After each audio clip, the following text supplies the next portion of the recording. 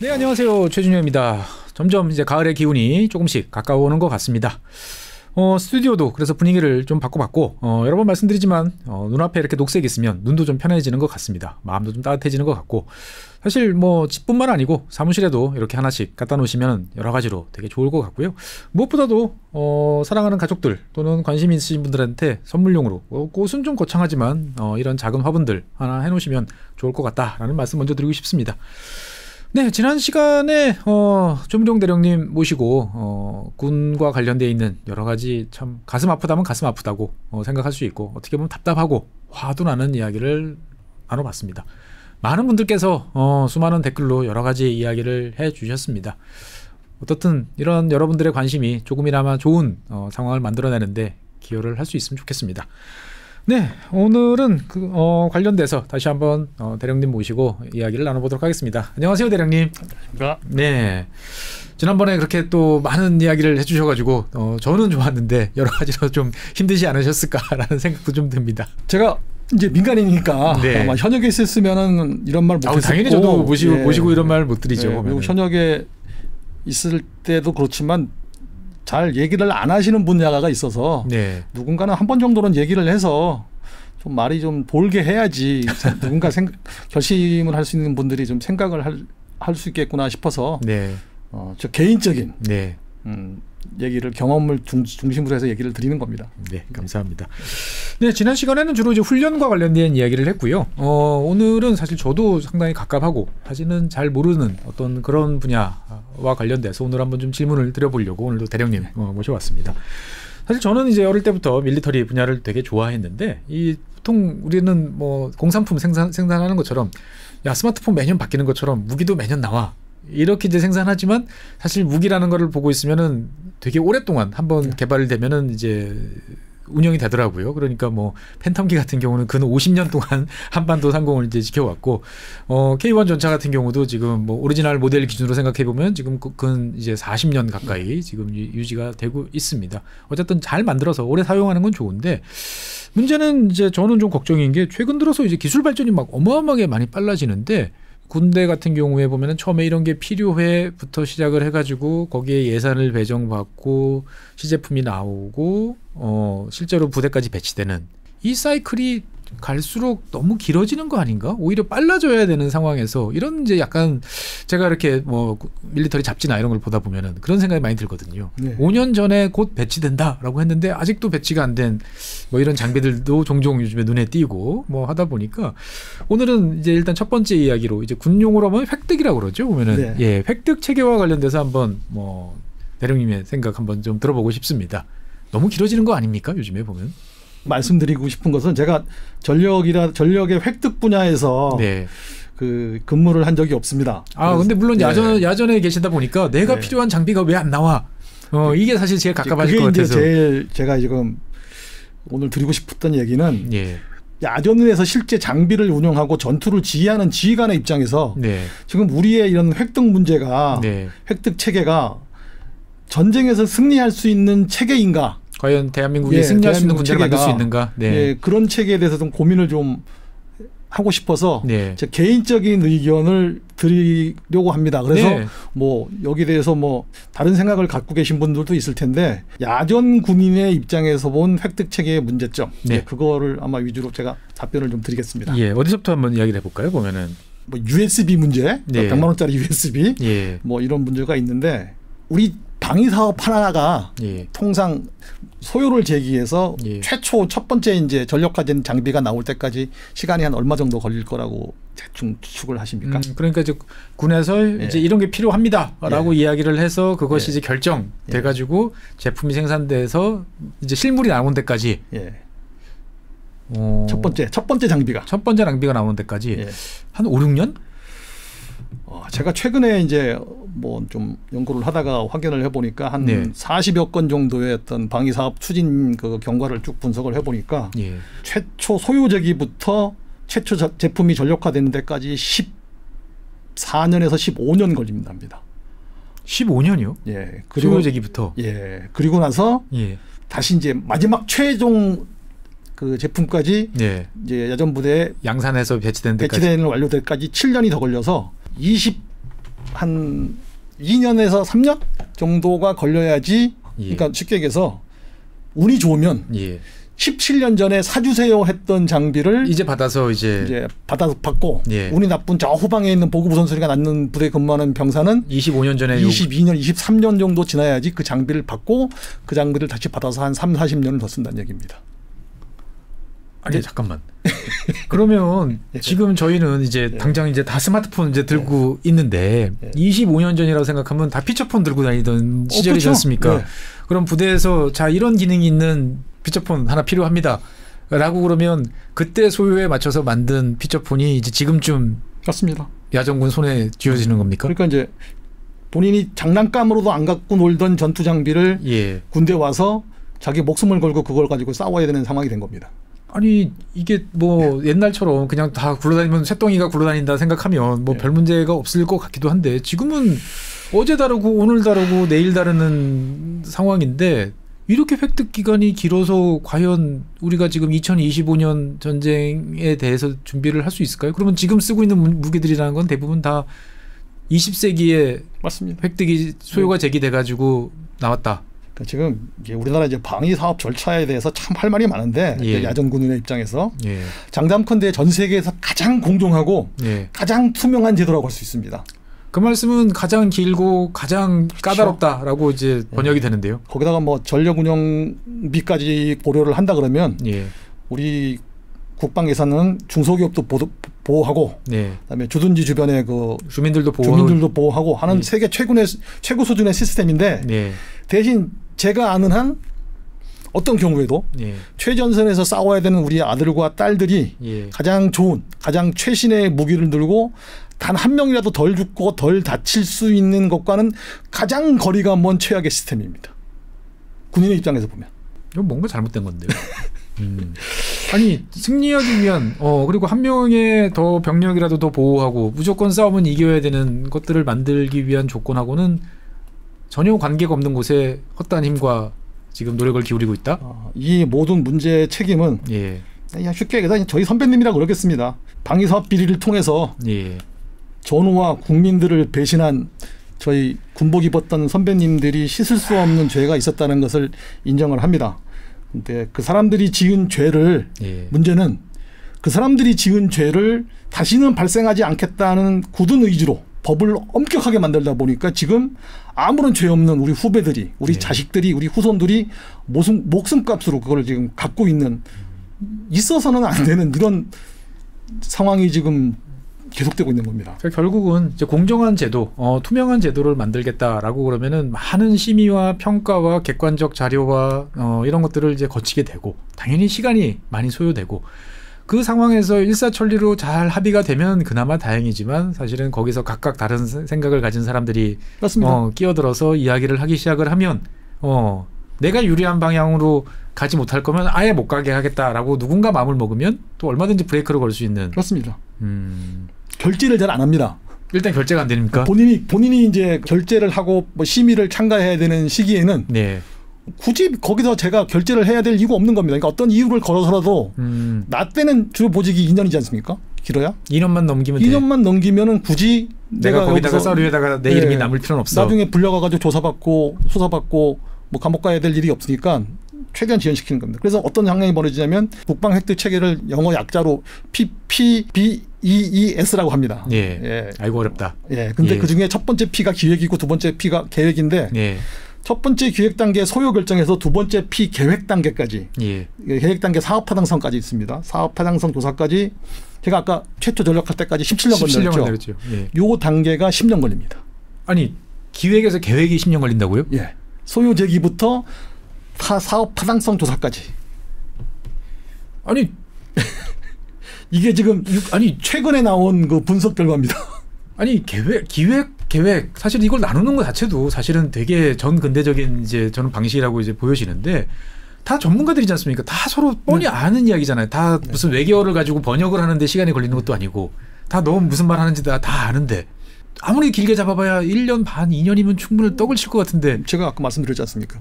나 때는 굳이 결제하고 싶지 않은 겁니다.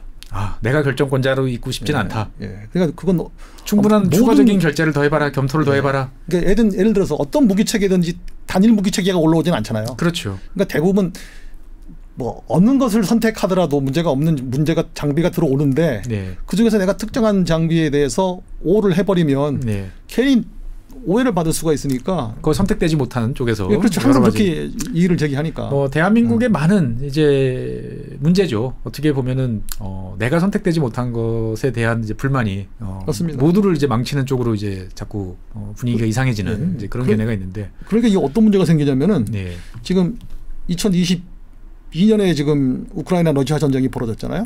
그때 최초에 TB2가 나오고 그다음에 DJI 상용 드론이 이제 하늘에 떠다녔다가 지금 3년 지난 지금은 AI가 장착된 드론이 드론을 요격하죠 또 이제 하늘을 떠다닙니다. 3년 사이에 그 상전 벽해가 되어 있는 상태입니다. 어떤 덴마크군 나토에 소속되어 있는 덴마크군 장군이 자기 군생활 40년 동안에 이 정도 속도로 빨리 군사 혁신이 일어나는 것을 처음 봤다고 얘기를 하거든요. 광소묘 드론도 있고. 맞습니다. 근데 지금 우리는 지금 이제 드론 뭐 만들겠다고 막 하고 있잖아요. 뭐 신속 획득제도 뭐 워프루분 뭐 이런 얘기 해가면서 뭐 2.5년에서 5년 뭐 이렇게 얘기를 하는데 액수도 제한돼 있거든요. 그러니까 소규모 사업에 관련돼서만 이게 가는 겁니다. 드론은 지금 제가 지난번에 나와가지고 말씀드렸듯이 압도적으로 많은 드론을 생산을 해야 되는데 싸고 많이 생산해야죠. 그렇죠. 근데 그 액수를 초과되니까 여기 해당 안 됩니다. 그러면 이제 또 뭐 장기 태우고 중기 태우고 하면은 뭐 10년 5년 이거는 정상적으로 추진됐을 때 얘기가 되는 거니까 그러니까 제가 아까 말씀드렸듯이 자기가 군대 오기 전에 장난감으로 갖고 있던 드론보다도 못한 드론을 군대 들어와 가지고 거기다 자기 목숨을 걸고 운용을 해야 되는 병사들 심정은 어떨까? 뭐가 필요한지는 다 알아요, 사실은. 저는 그렇게 생각합니다. 뭐가 필요한지, 어떤 성능이 있어야 되는지, 최소한의 성능은 뭔지는 누구든지 다 알고 그것이 어느 정도 비용이면 만들어진다는 것도 한 번 나가서 훑어보면 대략 어바웃으로 나올 수 있는데 왜 이렇게 늦어지는 겁니까, 보면? 제가 뭐 이해 당사자가 너무 많아서 그런가요? 법입니다. 법 때문에. 법의 문제인데 제가 지금 이 획득 체계에 대해서 얘기하면서 제가 좀 제일 기억에 남는 게 제가 이제 바그다드에 있을 때 그 유명했던 페트레이어스 장군이 MNFI 사령관으로 이제 다시 재부임을 한 겁니다. 왔는데 그 양반이 첫 번째 저희 상황 보고에 들어와서 그때 하셨던 얘기가 그때가 뭐냐면 그 하도 IED가 많이 터져가지고 그 험비 차량에다가 장갑 험비로 다 그것도 보면 그게 뭐 키트 1부터 키트 3인가 4까지가 갔는데 마지막 그 키트가 막 들어오고 있는데 속도가 안 난다고 질책을 하면서 매일 아침마다 몇 대가 어디 쿠웨이트 어디 황해 도착했고 뭐 오늘은 바그다드 도착했고 뭐 몇 대를 부착했고 이거 매일 보고받을 때인데 그때 페트라이스 장군이 뭐라고 얘기를 했냐면 제가 지금도 그 얘기를 잊을 수가 없는데 나는 전장에 나와 있는 우리 아들과 딸들이 가장 좋은 식재료로 만든 음식을 먹지 못하고 가장 좋은 전투 장비로 전투에 임하지 못하는 상황을 우리 납세자들이 용납하지 못할 것이라고 생각한다는 얘기를 했는데 울컥했습니다. 사실이죠. 더더군다나 미군은 그나마 자원병이지 않습니까? 보면은 우리는 징집병이면 더 그 원칙에 충실해야 되는 거 아닙니까? 보면 저희가 그때 그 캠프 빅토리아 식당을 에브리데이 빕스라고 불렀습니다. 한국군 장교들이. 뭐 진짜 그렇죠. 아이스크림도 있고 다 있습니다. 아니 뭐 미국이야. 뭐 2차 세계 대전 때부터 보면은 그 케이크까지 공수해가지고 아이스크림까지 공수해서 먹던 분야이긴 합니다만 어떻든 간에 저는 뭔가 잘못됐다라는 것은 다들 느끼는데 이게 왜 안 바뀌지? 라는 궁금증. 그러니까 사실은 지금 이제 우리나라가 K2 전차 뭐 이렇게 뭐 폴란드에다 팔고 있어서 좋긴 합니다만 만약에 지금 우리가 이제 그 차세대 모델을 만든다. K3 전차를 만든다. 그러면은 이제 지금 2025년 현 시점에서 보면은 대령님 말씀대로라면은 빨라도 2040년 정도는 돼야 맞습니다. 시제품 정도 2040년이면 도대체 그때 사람이 과연 그 장비를 운영하고 있을까? AI가 운영하고 있을까? 뭐 이런 생각이 드는 상황인데 의미가 있을까요? 그때 그런 게? 제가 아까도 계속 말씀드렸지만 지금 우리 군이나 방사청이나 뭐 이렇게 군에서 전력 업무를 하시는 분들이 전문성도 있고 열심히도 합니다. 근데 그 친구들을 만나서 얘기하다 보면 자기가 애국심을 가지고 충성심을 가지고 일을 열심히 하다 보면은 다치죠. 조사받고 감사받고 잘못하면 불명예 이제 수사받는다. 이런 얘기를 하니까 법을 벗어나는 테두리를 벗어나는 그 일을 융통성을 부릴 여지가 없는 겁니다. 하다못해 제가 좋아하는 저희 육군항공 동기가 한 명 있는데 이 친구는 자기의 군생활을 포기하고 우리나라 아파치를 도입한 친구인데 어느 정도까지 제가 그 친구한테 이제 나중에 들어보니까 어떤 상황이냐면은 MMS라고 해서 그 롱보 뭐 아파치 위에 붙어 있는 거 이거 그 전 세계에서 한 개밖에 없습니다. 정보 레이더 모델 하나잖아요. 예. 근데 거기다 레이더는 그거밖에 없으니까. ROC를 신청할 때, ROC를 요구할 때 특정 제품을 염두에 두고 작성을 하면 안 됩니다. 그거밖에 없는데. 그거밖에 없는데요. 그래서 그걸 올렸더니 야 이거는 뻔하잖아 뭔지. 그거밖에 없으니까요. 안 하면 안 되니? 그냥 안 하면 안 되니 뭐냐면 우리나라 아파치에는 롱보가 달린 아파치가 있죠. 아파치가 들어오면 안 되는 겁니다. 아니 그러면 그 규정 한 줄 때문에 특정 제품을 염두에 두고 소유를 제기하면 안 되기 때문에 물론 맞는 말인데 사실 생각해 보면 뭐 이를테면은 이제 대잠 초계기를 도입한다 그러면은 뭐 또 어떠한 성능이 있어야 된다는 거 그 다 레퍼런스가 누굽니까? 미 해군이 쓰는 씁니다. 뭐 P8 같은 경우 이제 들을 수밖에 없는데 그게 법적으로 안 되는 거예요? 네. 그걸 하기가 그 친구가 그래서 중령 때인데. 모든 걸 본인이 육군 중령이 뭔 권한이 있는지 모르겠는데 본인이 모든 책임을 지겠다고 각서를 몇 장을 쓰고 우리나라의 아파치의 그 롱보가 달린 겁니다. 뛰어나고 영민했던 제 동기가 그 제가 지금 대한민국 납세자 여러분께 드릴 말씀이 좀 있습니다. 그 먼저 저희 선배였던 사람들이 그 과거 전투복을 입고 저질렀던 방위사업 비리에 대해서 제가 지금은 민간인 신분이지만 오랜 기간 인생의 대부분을 군에서 장교로 복무했던 사람으로서 저라도 대신 사과를 드립니다. 하지만 그런 사람들이 밉다고 만들어 놓은 법 때문에 지금 여러분의 아들과 딸과 손자들이 양질의 식재료로 된 급식을 제공받지 못하고 단 한 명이라도 덜 죽고 덜 다칠 수 있는 전투 장비를 갖추고 있지 못합니다. 법을 바꿔야 됩니다. 그 법이 여러분이 납부하는 세금으로 운영되는 국회, 여러분이 선출한 국회의원들만이 바꿀 수 있습니다. 방위사업 비리로 자기 배를 불리는 군 관계자가 발각되면은 징벌적 처분으로 전 재산을 몰수하고 평생 감옥에 가둬놓는 법을 만들어도 좋습니다. 대신 아무 죄 없는 우리 아들, 딸, 손자들이 여러분이 낸 세금 덕에 잘 자고 잘 먹고 잘 싸울 수 있도록 관심을 가져주시고 역효과를 내고 있는 현재 방위사업 관련 법 개정을 하도록 권한이 있는 사람들에게 좀 요구를 해주시기를 간절히 부탁드립니다. 심각합니다. 정말 심각하다라는 말씀이 모든 여러 가지 이야기들을 다 덮어버렸다라고 이제 말씀드리고 싶습니다. 어쨌든 뭐 이런 주력 무기들의 진부와 이거를 개선하기 위한 획득 체계 개선에 대해서는 많은 전문가들이 이야기를 했는데 안 바뀌고 있어요. 정말 소수의 이익을 보호하기 위해서 소수의 사람들이 나한테 파일을 나눠달라고 하는 거를 들어주기 위해서 수많은 사람들이 대한민국 군이 희생되는 어떤 이런 상황을 언제까지 지켜봐야 되나 여러 가지 고민도 좀 많이 됩니다. 자관 대령님께서 뭘 고치면 된다라고 말씀해 주셨으니까 여러분들께서도 좀 관심을 가져주시면 좋겠고요. 다른 한편으로 보면 이제 획득 체계와 더불어서 좀 궁금한 게 지휘 체계와 관련된 이야기도 좀 해보고 싶습니다. 사실 이제 아까 그 대령님께서는 이제 기갑 여단 과거의 경험을 많이 말씀해 주셨는데 최근에 제가 이야기를 듣다 보니까 우리나라 이제 기갑 여단들은 당연히 저는 그래서 당연히 기갑병과 출신이라고 생각을 했는데 그렇지 않은 분이 지휘를 하는 경우들이 점점 많아지고 있다라고 이야기를 들었어요. 이게 제가 그래서 대령님께 꼭 여쭤보고 싶은 거는 이게 당연한 건지 아니면 있을 수 있는 일인지 아니면 그럴 만한 납득할 만한 사유가 있어서 이렇게 되는 건지 사실 좀 궁금합니다. 보면. 참 답변 드리기 부끄럽고 민망한 질문인데 이것도 제가 전역을 했기 때문에 이제 뭐 퇴역이니까 전역도 아니고 퇴역입니다. 퇴역을 했기 때문에 일단 어려운 기갑병과 장교로서 출신으로서 병과 이기주의니 뭐 이런 비난이 나올 수는 있지만 나올 수는 있습니다. 그럼에도 불구하고 상식적인 선에서 지금 일어나고 있는 일들이 맞는 것인지를 한번 생각을 해보셨으면 합니다. 제가 현역에 있을 때 후배들이나 뭐 주변 사람들한테 너 직업이 뭐니? 하고 물어보면 저는 기갑장교입니다라고 답변을 합니다. 군인입니다라고 답변을 안 하고 후배들에게도 그렇게 요구를 합니다. 예를 들어서요. 저랑 같이 동기한 임관한 동기들이 만약에 3명이 있는데 저는 33년 기갑장교로 생활했고 한 명은 보병 장교로 생활했고 한 명은 재정병과 장교로 생활을 했으면 예. 그 앞에다 차를 한 대 딱 갖다 주고 새 차를 예.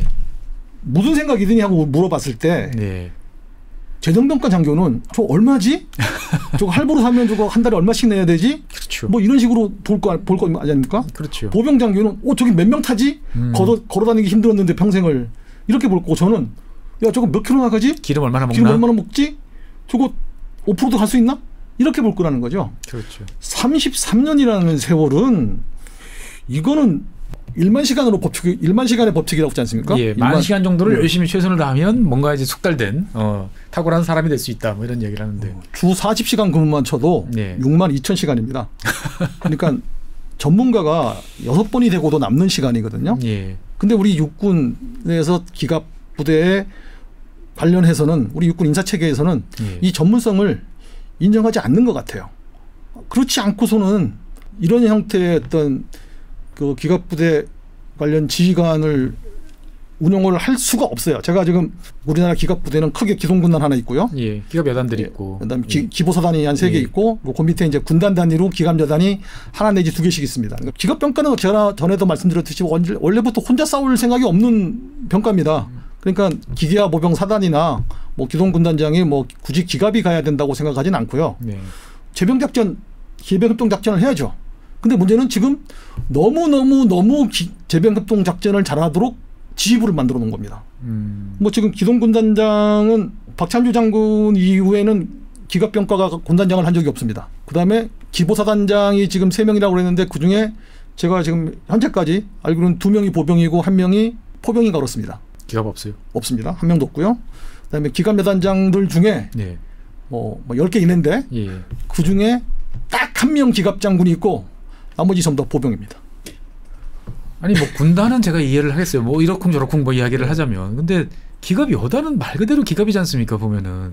그러려고 만들어 놓은 거 아닌가요? 보면. 맞습니다.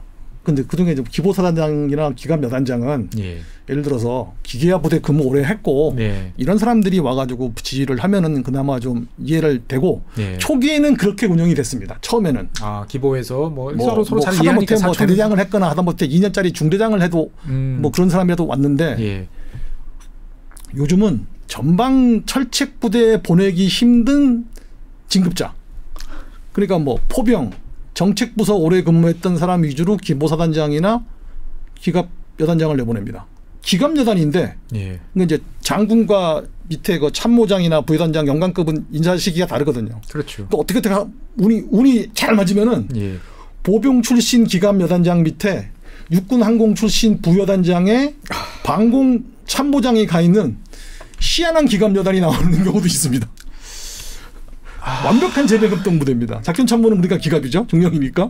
아주 이상적인 형태. 이건 뭔가 좀 정말 잘못돼도 한참 잘못했다. 라는 생각이 좀 들어요. 그러니까 이제 이걸 이기주의라고 얼마든지 이제 이야기는 할 수 있습니다만 그래도 아까 말씀하셨던 전문성, 그다음에 어떤 그 특이성이라든지 그러면 경력, 그다음에 그 군종의 어떤 본질적인 특성을 이해할 수 있는 만큼의 시간이 없는 지휘관들이 그 부대를 과연 잘 운영할 수 있을까?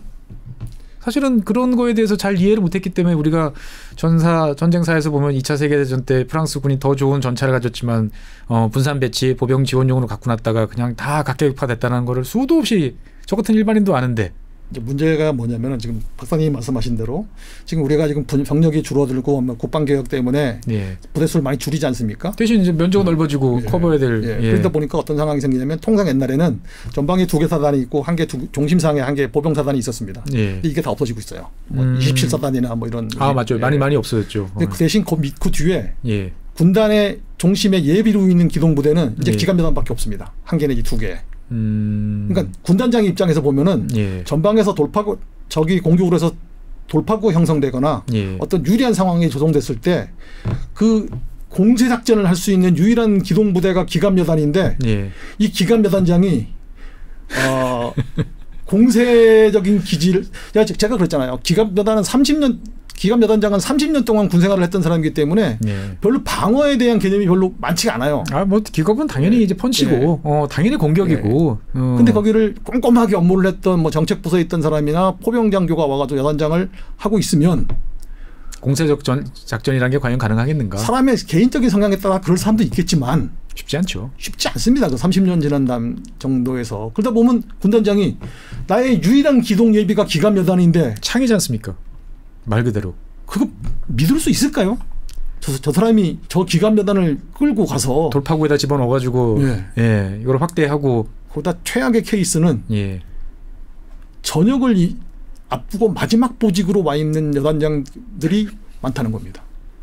아, 여러 가지 생각이 참. 그러니까 제가 군단장이면은 불안해서 그런 기갑단장 보낸다고 했으면 안 받겠다고 육군본부에다가 사정이라도 해서 나는 좀 바꿔달라고라도 얘기할 텐데 제가 이걸 보면서 야, 군단장들은 자기 군단장 재임 기간에는 전쟁이 안 난다고 확신을 하는 모양이다라는 생각을 뭐 그렇게밖에 생각을 할 수가 없는 상황이 돼버렸어요. 아까 이제 앞서 말씀드렸던 이제 획득과 연관시켜서 보면은 획득 라인에 계신 분들은 내가 있을 때는 아무 문제 없을 거야라고 확신하시는 것 같고, 그 다음에 이제 또 기갑 이쪽에 계신 분들은 내가 있을 때도 또 전쟁이 안 벌어질 것 같아. 그러면 도대체 누가 전쟁이 난다 생각하고 훈련을 시키고 누가 준비를 하고 어떻게 보면은 병사들을 닥달을 해가지고 습득을 하고 숙련을 시킬까? 아무도 안 하고 있군요, 보면. 전문성이라도 좀 그래도 그나마 제가 처음에 얘기했잖아요. 그 중대장 때라도 대대장 때라도 한 2년 정도 근무를 하다 온 사람이면은 그나마 전차하고 장갑차 그 구분은 할 수 있을 거 아닙니까? 근데 어떤 경우에는 저희가 이제 보병 기갑여단이라고 부르는 기갑여단이 하나 있습니다. 거기는 한 10년 정도 기갑 출신 여단장이 대령이 대리로 한 4개월씩 한두 번 하고 계속 어딘지 알겠습니다. 네, 보병 기갑여단장을 했는데 그중에 상당수는 전역전 마지막 보직으로 가 있던 여단인데 뭐 그런 여단을 포함해서 어떤 상황이 생기냐면은 전차 가면 축소 사격이라고 합니다. 전차포 사격을 평상시 못하니까 그렇죠. 주포에다가 이렇게 개인화기를 달고 주둔지에서 이제 조준을 하고서 빵 쏘면은 K2 소총이 표적에 들어가서 맞는 이런 축소 사격을 하는데 축소 사격을 잘 모릅니다. 그러니까 축소 사격한다 그러면 야 실거리 사격을 해야지 왜 축소 사격을 해? 그래서 전차병들이 자기 총도 아닌 K2를 들고 가서 실거리 사격을 해야 되는 상황도 생기고요. 어떤 경우에는 그 전차 끌고 훈련장 나가는 거 쉽지 않지 않습니까? 그렇죠. 안전사고도 있고 안전사고 뭐 여러 가지 장비 어떤 손상도 가고 그러니까 전차포 사격장에다가 전차 몇 대 갖다 놓고 야 와서 사람만 와서 사격하고 가. 아 이게 이제 미국이 쓰고 있는 그 전략 잠수함 순환 로테이션 배치입니까? 보면은 이제 1년에 300일 배치하려고 이제 그 소리 듣고 정말 우리 기갑장교들은 까무러치는 줄 알았습니다. 이동 자체가 훈련이고 그 자체가 사실 경험인데 그래가지고 언제 이 장거리 이동에 따른 아니 정말 아닌 말로 전차병이 그래가지고 궤도 교체 할 수 있을까요? 그러니까요. 다른 거 몰라도 궤도 교체는 해야. 그러니까 제가 말씀드렸듯이 전문성이 부족하다 보니까 뭐가 필요하고 뭘 훈련을 해야 되는지를 잘 모르는 겁니다. 그리고 와가지고 2년 동안 대신 나 이제 전역하기 얼마 안 남았으니까 사고 치지 마라. 부대 관리는 기갑장교한테 지금 공병여단장이나 포병여단장 시켜도 잘할 수 있습니다. 그러니까 부대 관리는 어느 병과 출신이 되든 상관이 없는데 ABC지 않습니까? 그건? 예? 그건 ABC지 않습니까? 그러니까요. 그것만 하다 가는 겁니다. 이게 왜 이렇게 문제가 생겼는가 하고 보았더니까 예전에 존경하는 우리 이상희 장관님께서 장관 되셔가지고 야 기갑여단은 장군 보직하라고 기갑여단을 만들어놨는데 왜 기갑여단장을 다 대령을 시키고 있냐. 보병 너희들이 공석을 많이 가져가니까 기갑이 부족한 거 아니야. 그 첫해 그래서 부명을 한번 진급을 시킨 적이 있습니다. 기갑여단장은 이제 앞으로 장군이 나가야 되는 자리가 된 겁니다. 장관이 바뀌셨습니다. 근데 두 가지 원칙이 아닙니까? 기갑여단장은 기갑 장군이 나가야 되는데 기갑은 빠지고 장군이 나가는 부대가 된 겁니다. 그래서 그 진급을 위한 어떻게 보면은 이제 그 패스가 됐군요, 보면은. 처음에 이제 기갑여단에 보병 장군이 1명, 2명 올 때는 이제 저희가 농담하고 그랬죠. 기갑장교들이 야 공병, 포병 너희들도 긴장해라. 조만간에 너네 공병여단장, 포병여단장 아마 보병이 갈 거다. 그렇게 얘기했는데 물론 장군은 아니지만 얼마 전에 모 군단의 공병여단장을 한번 보병이 나간 적은 있습니다. 대령으로. 정말 이제 우리가 말로만 하던 것이 이제 현실이 되는 이제 그런 일이 벌어지는데 이 문제가 원인은 가장 핵심은 뭘까요? 꼬리가 머리를 흔드는 겁니다. 그러니까 전투에 승리하기 위해서 병가를 만들어 놓고 예. 그 인사 관리를 해야 되는데 예. 이게 이제 오랜 시간이 지나다 보니까 행정형 군대가 됐군요. 예, 그러니까 전투에 승리를 하기 위해서 인사 관리를 하는 게 아니라 인사 관리를 하기 위해서 전투에 승리하는 거를 양보하는 상황이. 오늘 말씀해 주신 사항을 종합을 해보면 납세자로서 그리고 이제 조만간 이제 아들을 이제 군대에 보내야 되는 이제 부모 입장에서 봤을 때 보면 행정군대, 종이로 싸우는 군대가 됐다라는 생각이 좀 많이 듭니다. 보면 이런 얘기 나오면 이제 두 가지 얘기를 다른 사람들한테 하는데, 몇 년 전에 우리 참모총장께서 그 이스라엘 총참모장하고 이렇게 한번 담화를 하실 일이 있었던 모양이에요. 네. 그래서 이제 총장님이 이제 아이스 브레이킹 차원에서 야, 이스라엘 여기는 사방이 다 적으로 둘러싸여 있어가지고 고민이 많겠다 하고 이제 이렇게 말씀을 하셨더니, 이제 이스라엘 총참모장께서 하신 말씀이 주변의 적은 겁이 안 난다. 나는 내 안에 내 군대가 행정화되는 것이 가장 두렵다. 다른 사람도 아니고 이스라엘 참모총장이. 그래서 제가 이스라엘군에 대해서 한번, 기갑장교들이 원래 이스라엘군에 또 관심이 많잖아요. 그렇죠. 예. 제가 이 상황에 대해서 한번 하다 보니까 우연히 이제 우리가 좋아하는 카할라니 장군 그 수기집에서 놀라운 사실을 하나 확인했는데, 꽤 좀 옛날 분이신데 보면은. 예, 카할라니 장군이 이 양반이 뭐 저 77 전차대대장도 하시고 7기간 여단장도 하시고 나중에 장군 진급이 돼가지고 하다가 완스타를 달고 동원사단장을 하고 있었는데, 동원사단은 그러니까 골란고원 쪽은 아니고 이제 뭐 그 근처 어디서 했던 것 같아요. 근데 그 양반의 소원이 골란고원을 담당하는 36 기갑사단의 사단장을 하시는 거예요. 현역사단에. 나 한번 해보고 싶다. 왜냐하면 그쪽은 골란고원에서 병생활을 시작해가지고 장군까지 되셨기 때문에 거기서 소대장, 중대장, 대대장, 여단장, 사단장까지 하고 싶으신 거예요. 하려고 했더니 경쟁자가 하나 있는데 네가 좀 안 될 것 같아. 누구냐 그러니까 마탄 빌라이 장군이라 해가지고 우리 엔테베 작전에 그 최고 이제 지휘관은 지금 뭐 수상 동생인가 되시고 그때 같이 들어갔던 그 부지휘관 역할로 들어갔던 그 공수부대. 그때 공수부대 지휘관이었던 겁니다. 마탄 빌라이 공수부대 지휘관이 기갑사단. 그러니까 자기도 그게 이상하다고 생각했는데 이 양반이 워낙 강력하다 보니까 포기를 하고 있었는데 어느 날 갑자기 야, 너 사단장 나가 그렇게 돼버린 겁니다. 카할라니 장군한테. 왜요? 뭔 일이 벌어졌어요? 그래서 제가 저 똑같이 카할라니 장군도 궁금해가지고 야, 이거 어떻게 된 거냐 그러니까 마탄 빌라이 장군을 사단장으로 내보내려 했으니까 다른 그 의사결정 체계에서 야, 이 사람 기갑부대 근무 경력이 없다. 지금 내보낼 수 없다라는 놀라운 원칙적인 발언을 놀랍지만 원칙적인 발언을 해서 카할라니 장군 사단장 내보내고 그 다음 조치가 더 놀랍습니다. 마탄 빌라이 장군이 카할라니 장군이 사단장 2년 하셨거든요. 레바논 침공 때까지 포함해가지고 2년 동안 했는데 그중에 1년을 기갑 학교에 가서 병부터 대대장까지 임무를 수행할 수 있는 교육을 받고 2년 뒤에 36사단장으로 나갔습니다. 기갑에 대해서 ABC를 다시 배우고 사단장을 나가려면 기갑 사단장을 나가려면 그 정도는 배워야 된다. 최소한 대대장까지 할 수 있는 역량은 갖춰야 된다는 생각에 1년 동안 교육을 시킨 겁니다. 어떻게 보면 당연한 건데.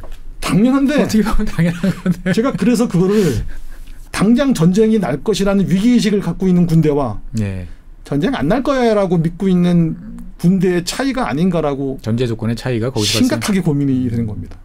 어쨌든 뭐 지난 시간에도 말씀드렸습니다만 이제 전승절 때 이제 중국 전승절 행사 때 보면은 여러 가지 보여준 모습들 보고 있으면 정말 시대가 변했다라는 생각. 어떻게 보면 91년 갑작스럽게 구소련이 붕괴되면서 이제 핵전쟁 이제 없을 것 같아. 전쟁 이제 없을 것 같아라고 확신했던 시기가 이렇게 지나가는구나라는 생각이 드는 이 시점인데, 정작 우리의 방패이자 창이 돼줘야 될 군 입장에서 봤을 때 대령님이 보시기에는 페이퍼로 종이로 싸우는 행정군대가 되고 있다라는 우려를 많이 말씀해 주셨습니다.